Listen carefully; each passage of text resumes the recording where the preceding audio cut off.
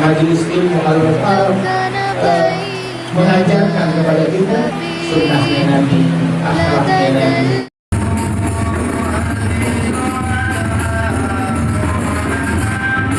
Kita nih kalau udah menceritakan, kita kalau sudah sadar sama aib kita sendiri,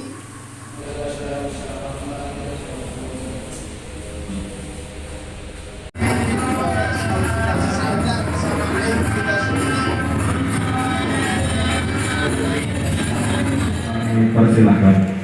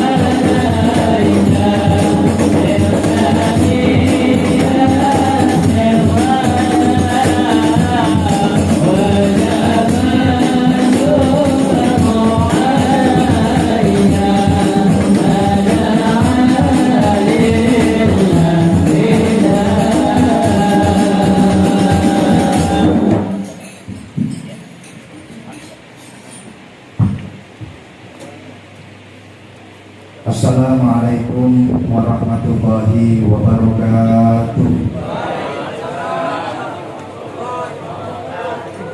Alhamdulillah, saya ini adalah pembicara yang ketiga. Istilah kalau kita mau makan itu ada makan yang pertama, makan yang kedua, sampai ada makan yang ketiga. Makan malamnya sampai 3 kali, luar biasa. Nah, biasanya tradisi makan itu kalau makan yang pertama ini biasanya makan yang paling banyak. Habis itu yang kedua ini lebih sedikit daripada yang pertama. Yang ketiga lebih dikit lagi. Gak bisa. Yang ketiga itu pasti lebih dikit. Dimanapun, di daerah manapun orang kalau makan sampai 3 kali ini biasanya yang nomor 3 ini biasanya paling sedikit. Betul? Betul nggak? Nah, ini nanti berarti saya harus lebih sedikit daripada pembicara yang kedua.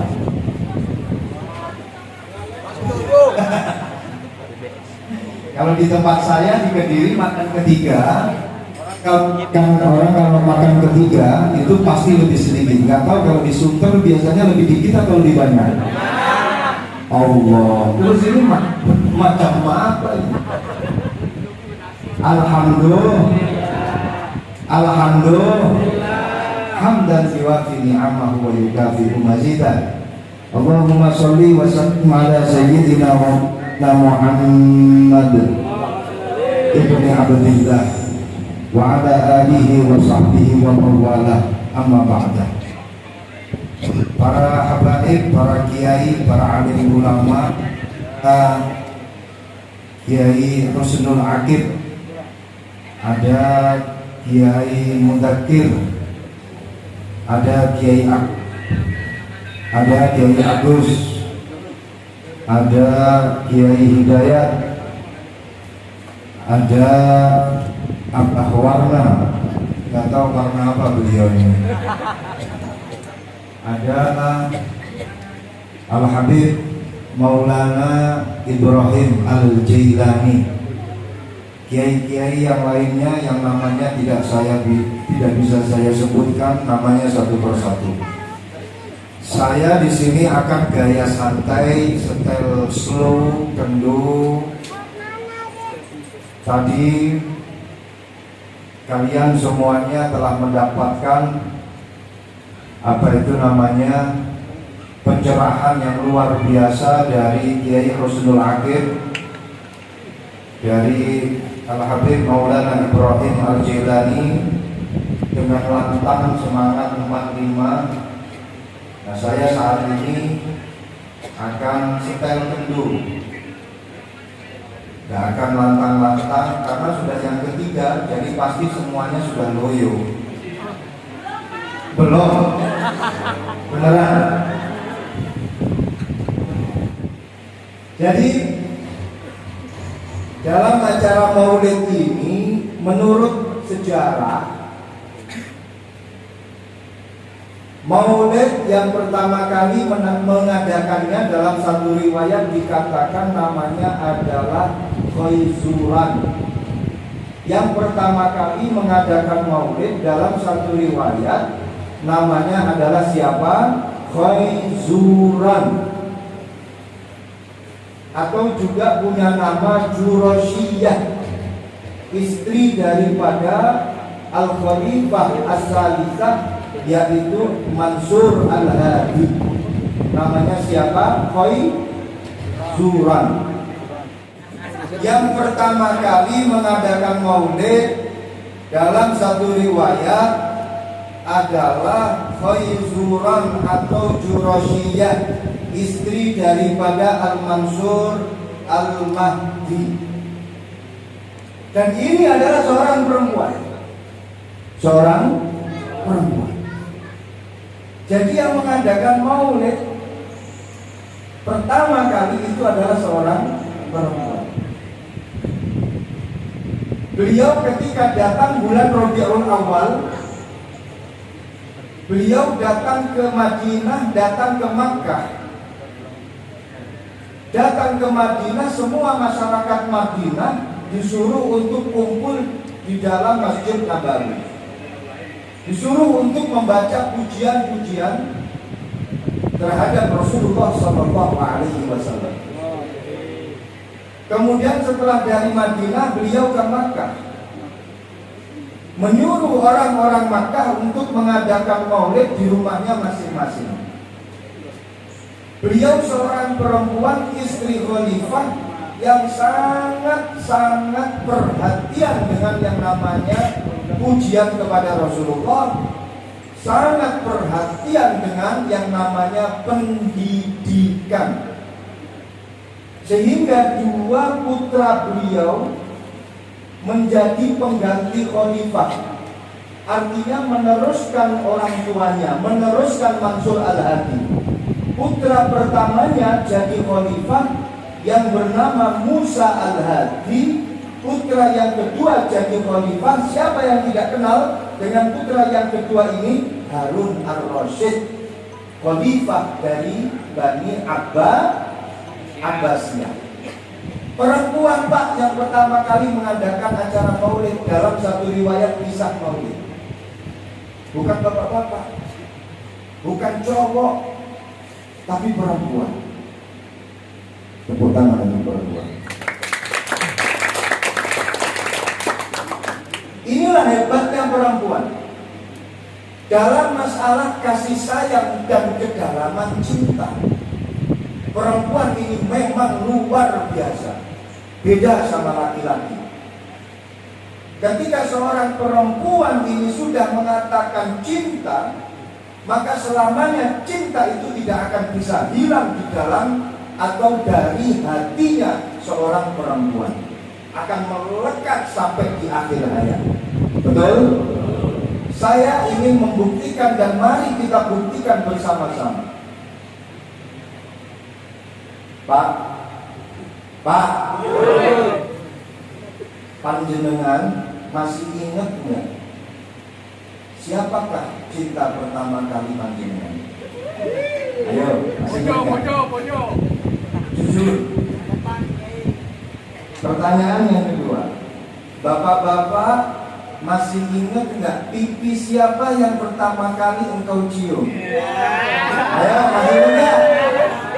Gak ada yang bisa jawab karena lupa, kebanyakan pipi yang disosor. Ibu, bapak-bapak. Sekarang coba kita buktikan ibu-ibu. Jawab jujur Bu. Masih ingat nggak cinta pertama? Siapa cinta pertama kalian? Ingat nggak? Ingat kan? Ingat. Terus siapa yang pertama kali cium pipi kalian? Ayo, masih ingat nggak? Ingat siapa? Bapak. Betul. Perempuan masih ingat. Jadi dalam masalah cinta, kedalaman cinta seorang wanita ini betul-betul mengubur cinta sedalam-dalamnya dan tidak akan pernah lepas dari hatinya. Inilah kehebatan seorang perempuan. Shallallahu alaihi Muhammad.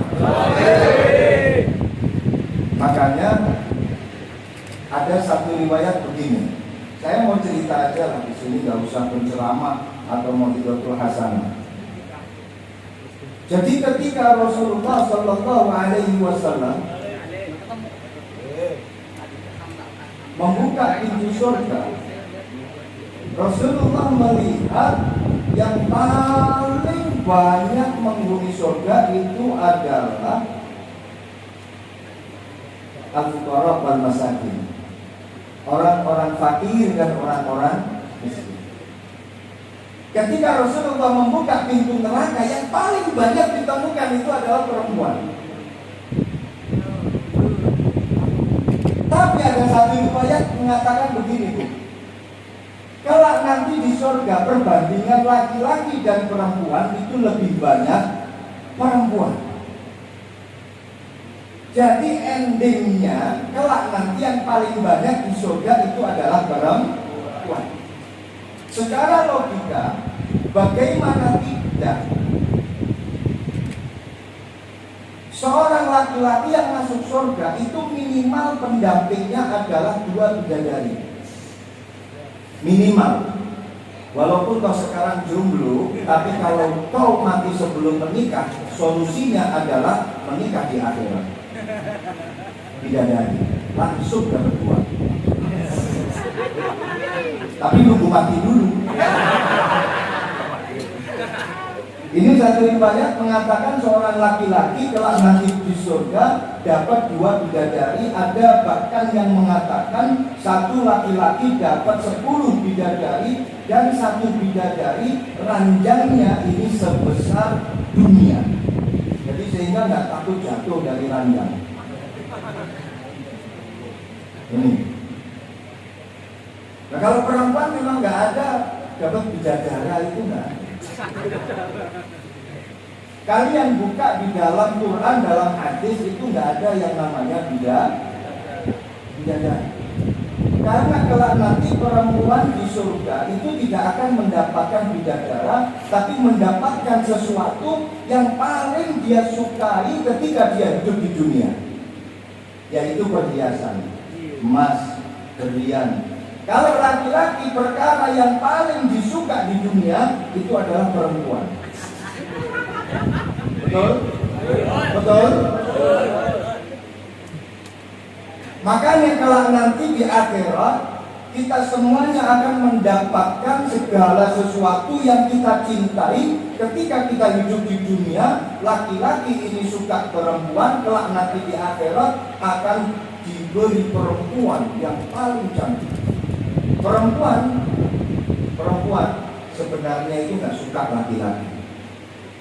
Buktinya apa? Karena kelak nanti di surga dia nggak akan dapat bidadara. Ini menunjukkan kecenderungan hatinya perempuan ini lebih banyak ke perhiasan daripada laki-laki. Jujur, sebenarnya itu ibu nggak suka sama kalian.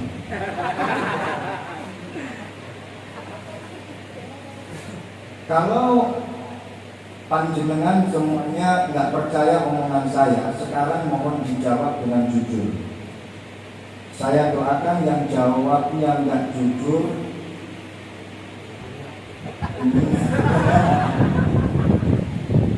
saya doakan yang jawabnya nggak jujur, mulutnya metot. Jujur, Bu, kalian kalau disuruh memilih antara emas 1 karung, tapi syaratnya 1, gak boleh nikah selamanya. Belum. Yang kedua, atau menikah dengan seorang laki-laki yang miskin.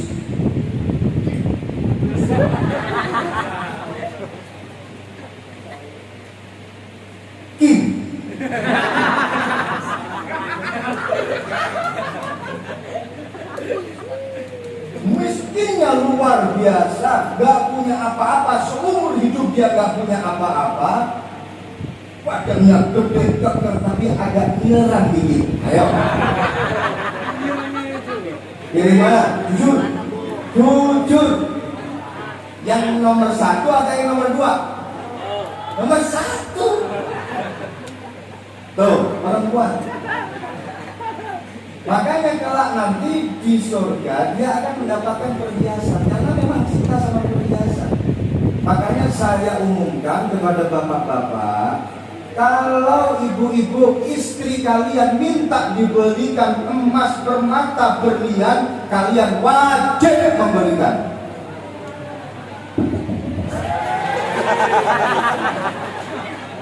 Kalau kalian tidak memberikan, berarti kalian melawan kudrah, fitrah yang telah diberikan oleh Allah kepada perempuan. Melanggar kalian. Sepakat?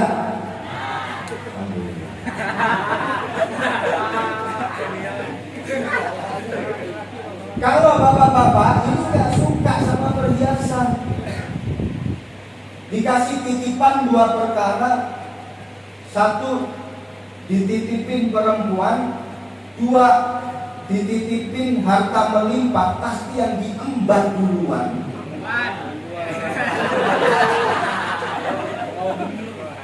Sekarang jawab dengan jujur. Kalau kalian menjawab enggak jujur, saya doakan nyerah. Panjenengan Pak, kalau disuruh milih antara emas 1 karung, tapi nggak boleh menikah seumur hidup, kamu aja yang mewakili.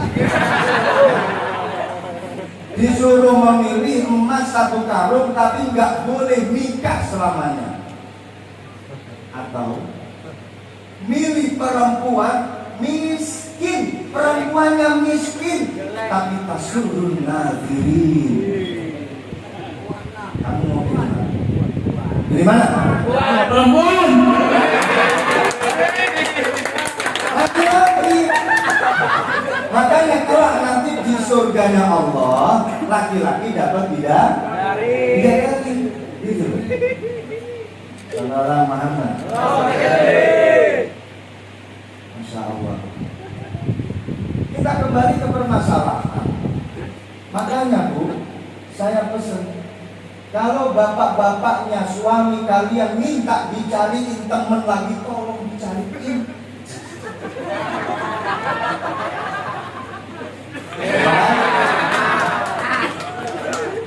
Kalau panjenengan nggak mencarikan, kasihan, ilkohnya memang semacam itu. Sepakat Bu? Oh, ini yang paling aku suka dari perempuan itu. Tadi udah dibelain. Masya Allah. Nah, yang pertama kali dilihat oleh Rasulullah di surga itu al-fuqara wal masakin. Yang kedua neraka, di dalamnya banyak perempuan. Tapi nanti pada akhirnya perempuan itu akan lebih banyak ketika disensus di surga, karena 1 laki-laki itu minimal dapat 2 bidadari, atau dalam satu riwayat dikatakan dapat 10 bidadari. Sehingga sensus penduduk surga itu pastilah lebih banyak perempuan. Kenapa semacam ini? Yuk kita otak-atik. Ya. Kenapa seperti ini? Ada satu argumentasi yang mengatakan bahwa karena perempuan itu kalau memang sudah jatuh cinta, ini nggak akan kemana-mana. Alias keyakinannya pada sesuatu, pada suatu akidah, pada satu aliran, pada satu pemahaman, ini nggak bisa pindah ke lain hati, sulit menggoyang keyakinan perempuan. Contoh malam hari ini yang lebih padat soft jamaah pengajian perempuan. daripada laki-laki. Betul? Perempuan tok markotok. Masalah keyakinan nggak bisa tergoyahkan. Ini yang namanya perempuan. Dulu itu pernah Al-Imam Hasan Al-Basri datang kepada Rabi'ah Al-Adawiyah. Siapa? Rabi'ah Al-Adawiyah. Hasan Basri seorang wali besar, laki-laki. Dia datang kepada Rabi'ah bilang begini, "Ya Rabi'ah, aku bangga jadi seorang laki-laki." Kata Rabi'ah, "Kenapa kau berbangga jadi orang laki-laki?" Karena semua nabi dari Nabi Adam sampai Nabi Muhammad Sallallahu Alaihi Wasallam semuanya jenis kelaminnya adalah laki-laki. Ijma ulama, nggak ada yang namanya nabi perempuan, nggak ada yang namanya nabi paijan, nggak ada nabi yang namanya tukijan, enggak. Semua nabi itu berjenis kelamin laki-laki. Makanya aku berbangga, wahai Rabi'ah. Apa jawab Rabi'ah? Aku juga berbangga jadi perempuan. Apa yang kamu banggakan? Nabi semua laki-laki, bukan masalah itu. Dari Nabi Adam sampai akhir zaman, tidak ada seorang perempuan yang bermaksiat sampai kufur mengaku dirinya sebagai Tuhan. Hanya laki-laki yang paling berani bermaksiat kepada Allah sampai dia berani mengaku sebagai Tuhan. Hasan Basri kaget, siapa itu laki-laki yang mengaku sebagai Tuhan? Ada yang tahu siapa? Fir'aun. Dan itu laki-laki. Makanya bisa diambil kesimpulan, laki-laki itu kalau berbuat kemaksiatan itu bisa serem banget. Ketika jengkel sama seseorang, gak kebanyakan adu mulut, langsung pegang itu lehernya,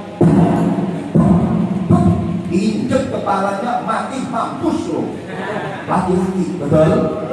Kalau perempuan jengkel sama seseorang, dia panggil tetangganya, "Yuk, kail, jangan Allah." Lambe ngomong oleh sebiatur aja itu kurang ajar. Iya ibu, kemarin aku sudah dihitungkan. Memang dasar keturunan paling ya, genetik dari atas. Ngomongin satu orang bisa sampai 7 ke atas, habis di positif perempuan. Jadi bisa dikatakan kalau laki-laki sekali berbuat itu bisa langsung serem, bisa langsung membunuh. Kalau perempuan enggak, dikit kecil tapi sering. Perempuan itu loh paling, istri kalian Pak, itu paling yang dicuri itu paling cuma apa sih? Duit yang ada di dompet, ya kan? Duit yang ada di dompet, ambil dikit, pertama sih yang warna biru, dikit, seminggu biru. Habis itu kebiasaan merah, lama-kelamaan kartu kredit, terus tapi dikit-dikit. Laki-laki enggak, aspal diambil, hutan diambil, laut diambil, betul? Laki-laki, perempuan dikit-dikit, walaupun toh sering. Makanya masalah keyakinan seorang perempuan enggak terkalahkan. Sekali dia mencintai, selamanya dia pasti akan ingat. Kelak nanti di akhirat, di surganya Allah, itu yang paling banyak dilihat oleh Rasulullah di surganya Allah, itu adalah perempuan karena mendampingi laki-laki. Masalah hati perempuan luar biasa. Perempuan luar biasa. Makanya pesan para kiai, para masyayikh, kalau anaknya sedang mondok, kalau anaknya sedang thalibul ilmi, itu diharuskan seorang ibu rajin istiqomah mendoakan anaknya. Wajib. Ada 3 doa yang tidak akan ditolak oleh Allah. Doaul mazlum ala zalimi. Yang kedua doaul musafir Yang ketiga adalah doaul walid ala waladihi. Yang pertama, doanya orang yang dizalimi berdoa kepada orang yang menzalimi. Bapak dan Ibu sekalian, kalau kalian ada yang menyakiti, ada yang menzalimi, mohon ditata ucapannya ketika mendoakan orang yang menyakiti kalian. Jangan kemudian dilos ketika berdoa. Mampus kau menyakiti aku, kau pasti akan sengsara seumur hidupmu. Hati-hati. Kenapa saya katakan seperti ini? Karena doanya orang yang dizalimi itu mustajab. Kalau mendoakan orang yang menzalimi kalian, doakan dengan hal yang bagus. Semoga dia akan mendapatkan hidayah, semoga dia akan mendapatkan petunjuk. Gak usah sampai terus kemudian dicaci maki habis-habisan, dilaknat sampai hari kiamat. Jangan. Cukup dibilangin lo nyakitin gue, sekali lagi lo nyakitin gue tahlilin lo. Itu menyakitkan. Jadi gak usah caci maki macam-macam. Lo sekali lagi nyakitin gue yasinin lo. Jadi doa sekaligus ini sangat ekstrim gitu loh. Daripada dikatain dengan berbagai macam nama daftar hewan-hewannya Allah, lebih baik langsung simpel tapi mengenal. Sekali lagi lo nyakitin gue yasinin, gue tahlilin. Simpel gitu loh. Sepakat? Nah, lisan ini memang harus dijaga. Rasulullah ketika ditanya, ya Rasulullah, apa perkara yang harus aku jaga? Rasulullah menunjuk ini, lisan. Lisan ini kalau kebanyakan omong bahaya. Makanya malam hari ini saya nggak akan banyak ngomong.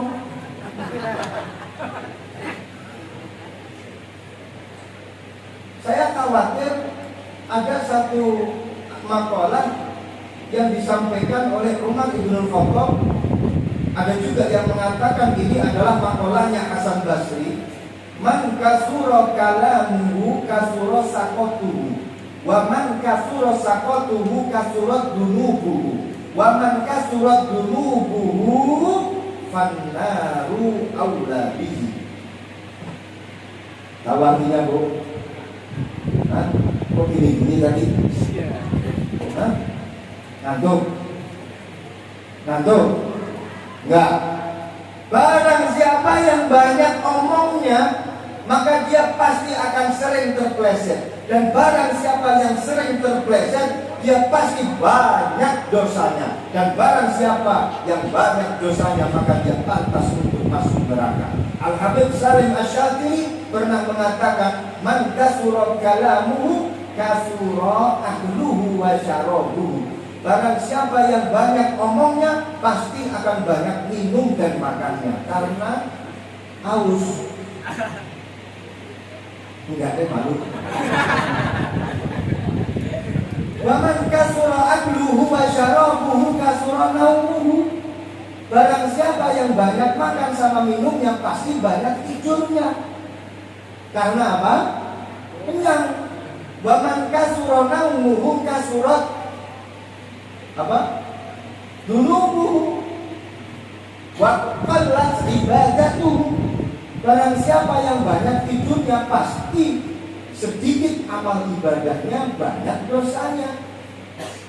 Wa man kasurat dunubuhu wa qallat ibadatuhu fannaru aula bihi. Barang siapa yang sedikit amalnya, banyak dosanya, maka neraka pantas untuknya. Saya nggak mau lama-lama. Sudah ya? Hah? Jaga lisan, jangan banyak ngomong. Lisan ini ayo kita sekolahkan dengan selalu bersolawat kepada Nabi Muhammad SAW. Kita semuanya kan cinta Rasulullah, betul? Wa min alamatil mahabbah kasratul dzikri. Hafalin Gum. Wa min alamatil mahabbah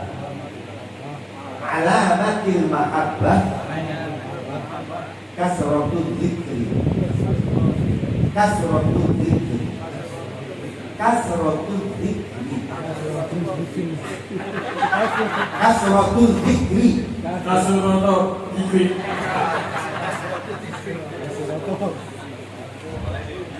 Wa min alamatil mahabbah kasratul dzikri, termasuk tanda orang yang mencintai seseorang, dia akan selalu mengucapkan nama orang yang dia cintai. Ya. Ketika ada seorang laki-laki bernama Agung cinta sama seorang perempuan yang bernama siapa? Siapa? Siapa pacarmu? Iya. Masa bohong.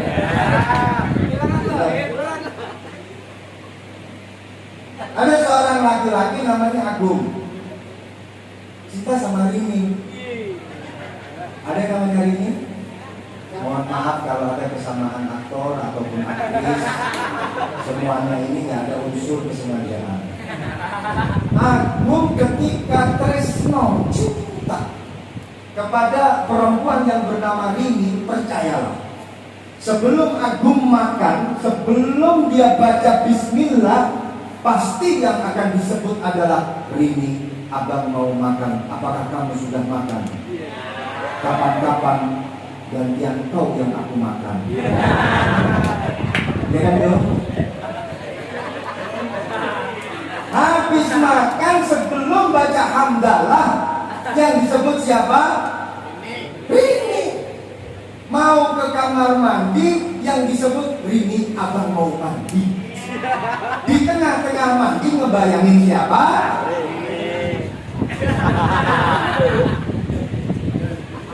Jadi kasratul dzikri, dia akan selalu menyebut, mengucap nama orang yang dia cintai. Nah, ketika kita cinta dengan Rasulullah, tentunya kita harus selalu menyebut nama Rasulullah. Ketika kita cinta dengan Rasulullah, tentunya kita harus bersolawat. Shollu ala Muhammad. Alhamdulillah malam hari ini kita mengekspresikan cinta kita kepada Rasulullah dengan mengadakan acara maulid Nabi Muhammad Sallallahu Alaihi Wasallam. Jadi ini adalah ekspresi cinta, ya. Dan ekspresi cinta itu adalah masalah al-qalbiyah atau amaliyah qalbiyah, masalah hati. Cinta itu masalah rasa. Ekspresi cinta itu adalah ekspresi rasa dan tidak bisa ditahdid, artinya tidak bisa dibatasi. Makanya kadang orang mengekspresikan cinta itu dengan segala cara yang bahkan otak kita ini nggak bisa menerima. Sampai ada syair mengatakan, when you love someone you do everything. When you love someone you do everything. You do all the crazy things.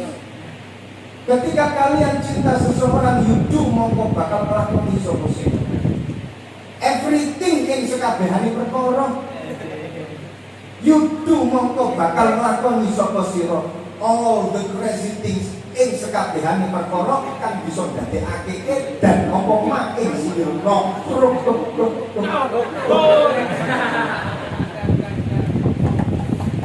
Jadi pasti akan melakukan segala sesuatu, ya. Dia pasti akan melakukan segala sesuatu, bahkan sesuatu yang gila sekalipun. Makanya sampai dikatakan antat fa'akulla syai' ilal mahbub hatta istaghraqta ma min nafsik. Kamu akan melakukan segalanya sampai nyawa itu jadi taruhannya. Pokoknya aku harus pokok sama kamu. Kamu ada di atas gunung tak samperin. Kamu ada di dalam samudra Ancol, aku menyelam. Kamu ada di sana, pasti aku akan ke sana. Pokoknya aku nggak bisa hidup kalau nggak sama kamu. Dengerin Bu.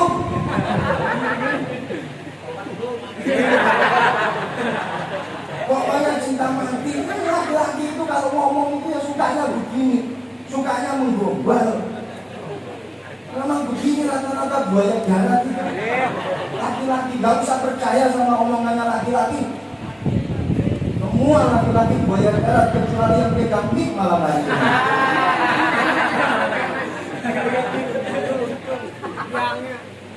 Jadi sampai melakukan hal-hal yang gila dan itu nggak bisa ditakdir, nggak bisa didefinisikan.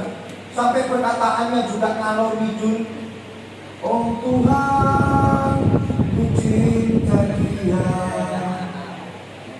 ku sayang dia, rindu dia, inginkan dia.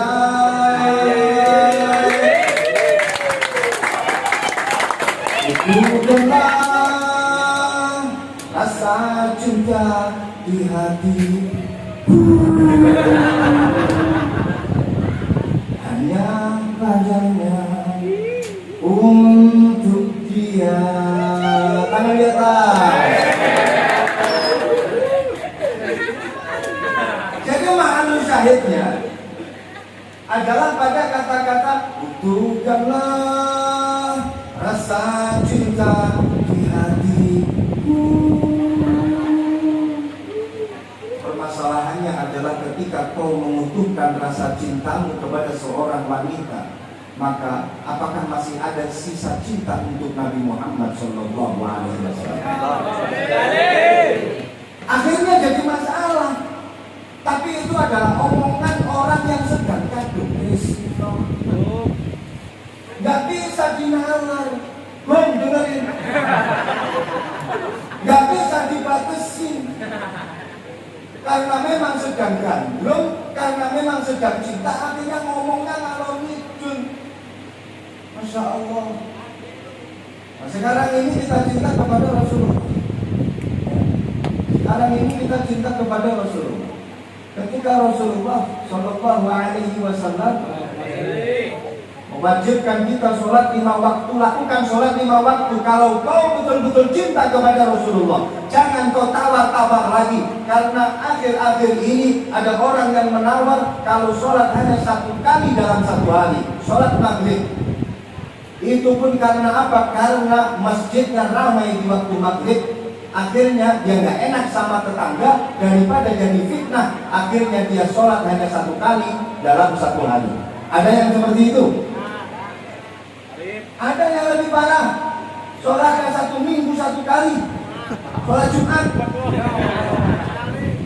Masih ada yang lebih parah lagi, 1 tahun sholat 1 kali, sholat Id. Itu pun juga kalau bajunya baru.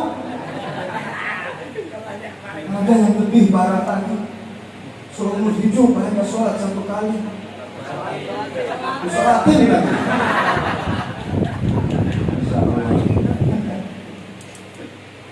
Jadi orang kalau sedang cinta, dia pasti akan mengucap nama orang yang dia cintai, selalu memuji, dan tidak akan pernah memandang yang jelek dari orang yang dia cintai, selalu yang baik-baik. Kulluna asfasun mumayyizuna fi nadri man yuhibbuna. Kita ini akan menjadi orang yang istimewa ketika kita di depan orang yang mencintai kita. Jadi walaupun toh kekasih kita ini kentut, dia pasti akan mengatakan, sayang kentutmu bau minyak misik. Ketika dia cinta dengan seseorang, terus kemudian dia mengira orang yang dia cintai itu ngeces, tapi karena sudah dasar cinta, sayang betul luar biasa, ecesmu seperti berlian mengkilap, mengeceslah terus wahai sayangku, gak akan pernah melihat kekurangannya. Kulluna asfasun mumayyizuna fi nadri man yuhibbuna. Maka ketika kita ini cinta kepada Rasulullah, lebih-lebih Rasulullah adalah manusia yang tidak ada cacat. Jangan sekali-kali mencacat Rasulullah. Rasulullah adalah makhluk Allah yang sempurna, manusia yang sempurna. tidak ada cacat. Jangan kau menyacat Rasulullah kalau kau benar-benar cinta dengan Rasulullah. Sallu ala Muhammad. Lisan selalu mengatakan nama Rasulullah. Jadi acara maulid ini adalah acara yang di dalamnya ada hikmah, training dan briefing untuk kita, khususnya untuk mulut kita, agar mulut kita ini selalu mengucapkan sholawat, selalu bertasbih, selalu bertakbir, ingat kepada Allah, ingat kepada Rasulullah. Kenapa saya katakan acara semacam ini adalah briefing, training untuk kita? Untuk apa? Training untuk kapan? Untuk kelak nanti ketika kita akan bertemu dengan malaikat Israel. Dengarkan ini baik-baik. Saya akan serius pada bab ini. Setelah selesai nanti akan saya beri soal ujian. Kalau nanti ada yang jawab benar, boleh pulang duluan.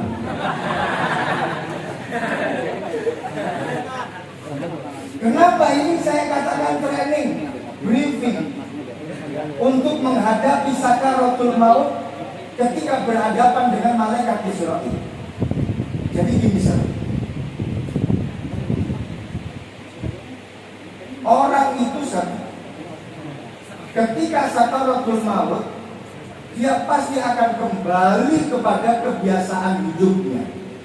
Hatinya kembali pada kebiasaannya, mulutnya akan kembali kepada kebiasaannya ketika dia masih hidup secara sempurna.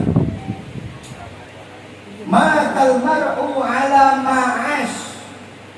Apa artinya? Ya'udul mar'u ala ma'ash. Ketika orang itu sakaratul maut, dia pasti akan kembali kepada kebiasaan hidupnya. Pasti. Kalian kalau tidak percaya, silahkan coba untuk bersakaratul maut saat ini juga. Ya, kembali kepada kebiasaannya. Kita pasti pernah mengingat dan juga pasti pernah mendengar ada orang mau mati yang diingat-ingat ini bukan la ilaha illallah, tapi yang diingat itu malah sawah, sapi, sertifikat. Betul? Ketika kita mendengar ada orang sakaratul maut tapi lisannya ini kemana-mana, Masya Allah. Kenapa seperti ini? Karena orang ketika sakaratul maut itu bertemu dengan malaikat Israel. Dan ketika bertemu dengan malaikat Israel ini adalah makhluknya Allah yang paling menakutkan, diturunkan oleh Allah ke dunia untuk mencabut nyawa manusia, nyawa-nyawa makhluknya Allah. Semua nabi pasti punya cerita unik ketika beliau bertemu dengan malaikat Israel. Akan saya beri contoh. Seperti Nabi Musa alaihissalam. Nabi Musa alaihissalam ketika bertemu dengan malaikat Israel, ini bertengkar, tarung. Nabi Musa ini adalah nabi yang paling kuat. Kekuatannya itu melebihi kekuatan 7 banser. Satu Nabi Musa kekuatannya melebihi kekuatan 7 manusia. Sekali pukul, sekali jotos, langsung mati yang dipukul oleh Nabi Musa. Malaikat Israel suatu ketika akan mencabut nyawanya Nabi Musa. Gak tahu, mungkin waktu itu malaikat Israel kebanyakan job atau orderan, akhirnya dia nyabutnya tergesa-gesa. Langsung dirogoh itu dadanya Nabi Musa. Nabi Musa kaget, kemudian langsung lehernya malaikat Israel diambil, ditekuk, dibanting, disemekdon, kemudian pecah kepalanya malaikat Israel gara-gara dikaraki oleh Nabi Musa alaihissalam. Nabi Musa naik ke atas lapor kepada Allah Subhanahu wa Ta'ala sambil pegang kepalanya. Ya Allah, kepalaku pecah ya Allah. Kenapa dipukul sama hambamu itu ya Allah? dilihat oleh Allah. Masya Allah, itu Musa. Jangan kau berani macam-macam dengan hambaku yang itu. Jangan pun kamu Israel, saya saja diajak ngedate sama Musa. Siapa yang berani minta ketemu sama Allah? Nabi? Di Gunung Turi Sina, ya Allah boleh nggak kita ngedate? Tapi di situ tulisannya nggak ngedate. Boleh nggak ya Allah, aku bertemu denganmu? Yang berani mengatakan seperti itu hanya Nabi Musa alaihissalam. Itu nggak usah kamu macam-macam sama hambaku yang satu itu.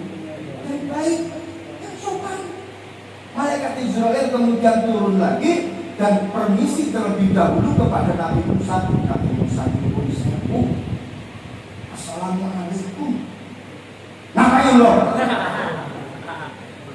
Mau ngambil nyawa. Itu yang sopan.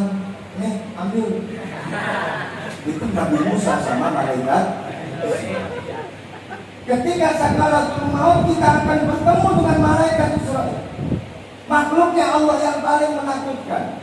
Dan secara psikologis ketika kita bertemu dengan malaikat Israel secara mendadak, karena tidak ada ceritanya orang itu bisa janjian dengan malaikat Israel. Pasti datangnya mendadak, nggak ada ditulis dalam kalender tanggal sekian, jam sekian ketemu sama Israel, nggak ada. Pasti datangnya langsung mendadak dan menakutkan. Secara psikologis, ketika kalian bertemu dengan perkara yang menakutkan, lisan pasti akan mengatakan hal-hal yang refleks. Hati pasti akan berpikiran terhadap hal-hal yang refleks. Bu, ketika kalian pulang dari pengajian malam-malam, ini kan rencananya pengajian selesai jam 2:30. Nah, ketika kalian pulang dari pengajian, terus kemudian lampu padam, tengah-tengah jalan ada pocong lewat, gitu. Ayo, kalian mengatakan apa? Nyanyi gombal. Nah, sekarang gini, ketika kalian masak, ya, masak tahu, waktu itu minyak sudah memanas, tahu yang awalnya dicampur dengan air, kalian masukkan ke dalam penggorengan, kemudian langsung airnya loncat, terus kemudian minyaknya loncat kena tangan kalian. Kalian langsung bilang apa? Apa? Iya, sebelum lari kan pasti ngucapin sesuatu terlebih dahulu. Ayo. Apa? Ada yang lontong.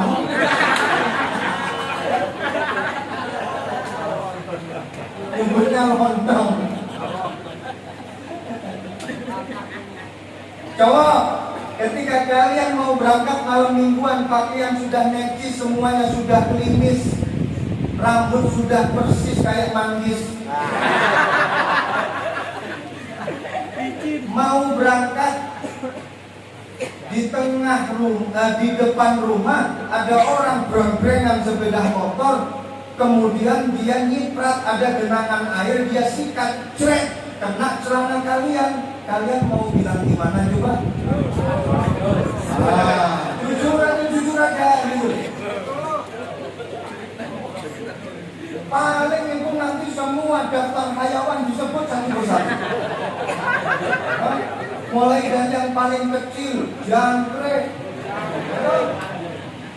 wedus, sapi, kurang gede gajah.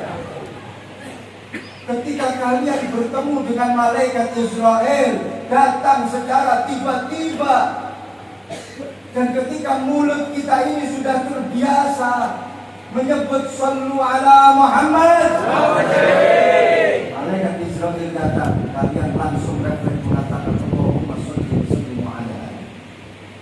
Ketika mulut kita selalu mengatakan la ilaha illallah, malaikat Israel datang, refleks kita mengatakan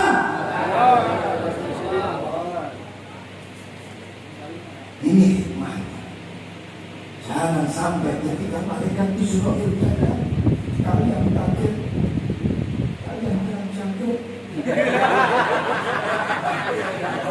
Malaikat Israil datang, kalian bilang astagfirullahaladzim.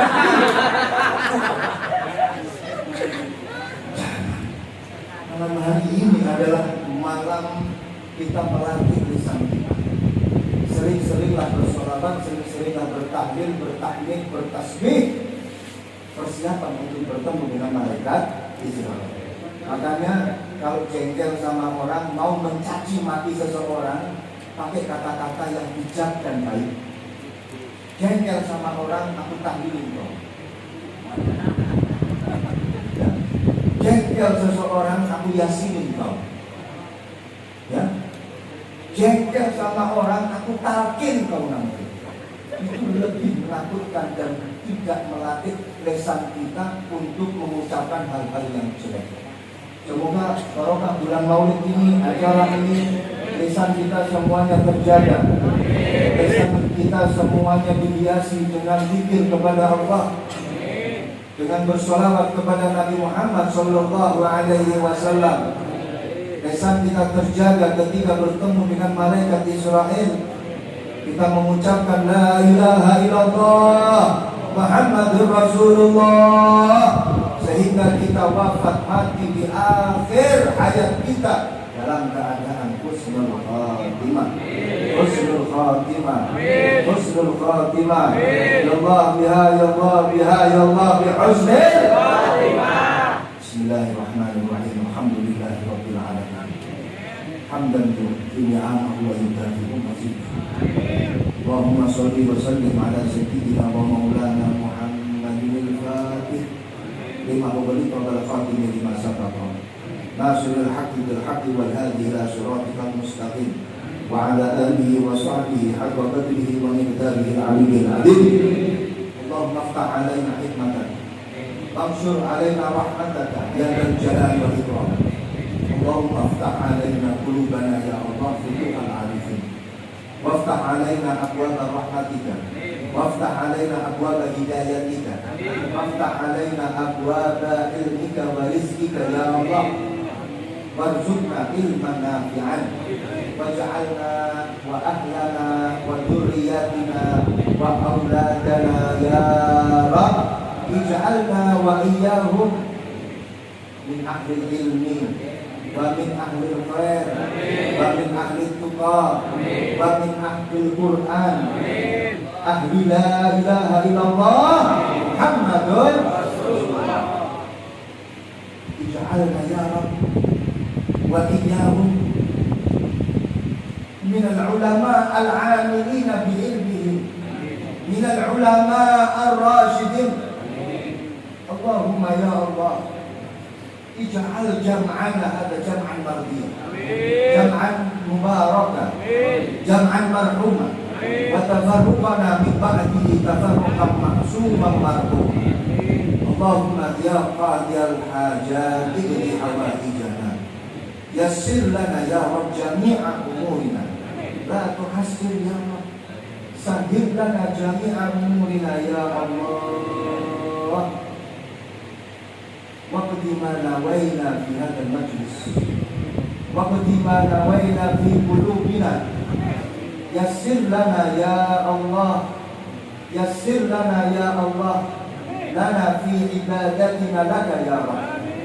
Ij'alna ya Allah minal muttaqin, ij'alna minal mu'minin, ij'alna minal muslimin, ij'alna ya Rabbi ummati Muhammad sallallahu alaihi wasallam, warzuqna bi syafa'atihi, warzuqna bi syafa'atihi dunyana wa ukhrana. Hada du'a'una ya Rabb, istajib lana du'a'ana kama istajabta du'a sayyidina Muhammad sallallahu alaihi wasallam. Rabbana atina fid dunya hasanah wa fil akhirati hasanah wa qina adzabannar wa adkhilna jannata ma'al abrar ya aziz ya rahman ya ghafar ya rabbal alamin. Wa sallallahu ala sayyidina wa maulana Muhammad wa ala alihi wa sahbihi wa sallam. Walhamdulillahi rabbil alamin.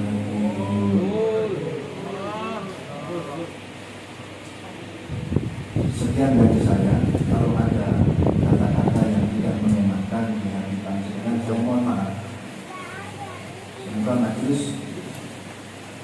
rahmat majelis apa namanya? Selalu berkah oleh Allah. Assalamualaikum warahmatullahi wabarakatuh. Ayo foto itu sini terkelangkang itu lagi minum itu dipoto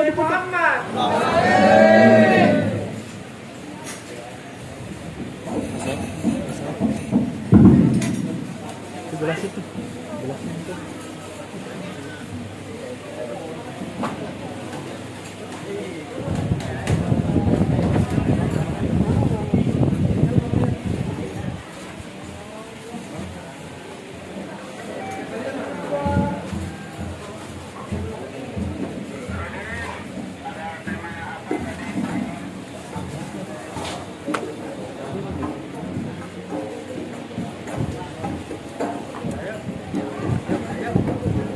Sallu ala Nabi Muhammad.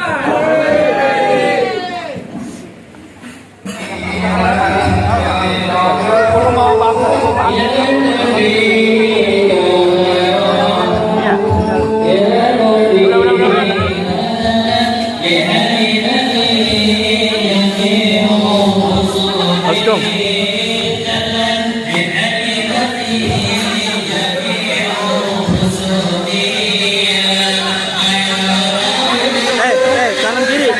kanan kiri sini kanan belakang gini gue enak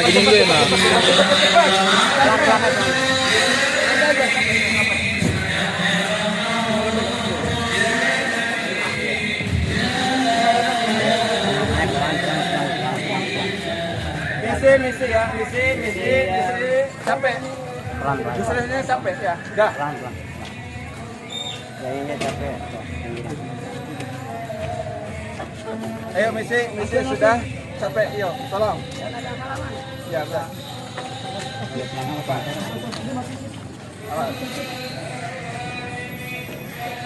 Lah, neng motor masukin dulu neng. Iya. Maju terus aja, Bu. Ya.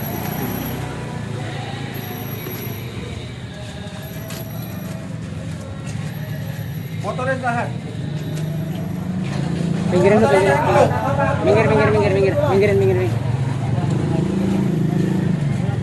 Ya.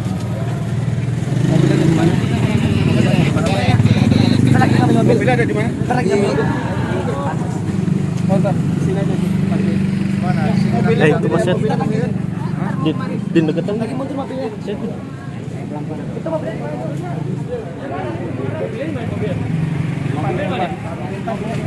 Din, lo udah foto belum nih? Tuh Mas Set. Mobil nomor. Oh, Din.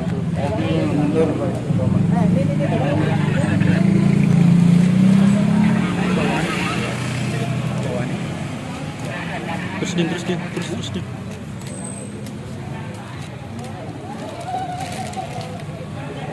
Terus.